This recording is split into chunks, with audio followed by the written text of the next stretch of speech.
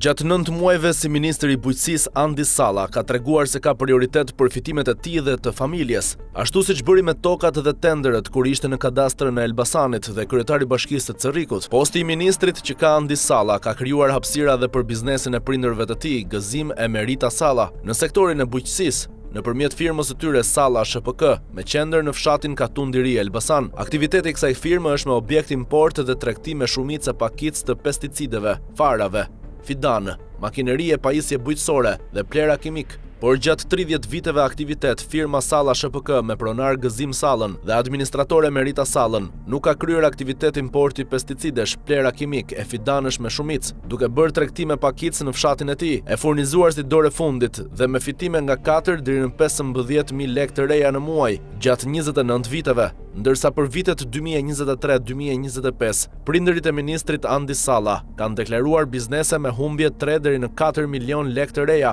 bilance që i kanë hartuar pasi i biri filloi detyrën e ministrit të bujqësisë. Por pozicioni i djalit ministër bujqësie u krijoi mundësinë prindërve Gëzim e Merita Salla që t'i futen tregtimit masiv e ilegal të pesticideve, farave, fidanëve, plerave kimik nëpërmjet furnizimit nga kompanitë monopol, pronarët e të cilave përfitojnë favore të tjera abuzive nga Ministria e Bujqësisë. Nuk merren me ngarkesa fizike, por me ndërmjetësime mes importuesve tregtar të shumicës dhe distributorëve e tregtarëve rajonal të Elbasanit dhe zonave të tjera, kryesisht për plera kimike e pesticide, duke siguruar fitime të mëdha të padeklaruara. Gjithashtu Gëzim e Merita Salla po luajnë rolin e sekserit për tenderet, ankandet, fondet e financimit të bujqësisë, blegtorisë, projektet e investimeve, kreditimi për makineri bujqësore, dhënien e tokave me koncesione dhe licencat që jep Ministria e Bujqësisë. Këtë mundësi biznesi e fitimesh ilegale, bashkëshortët Gëzim e Merita Salla do ta kenë për aq kohë sa djali i tyre Andi Salla të jetë ministër i bujqësisë.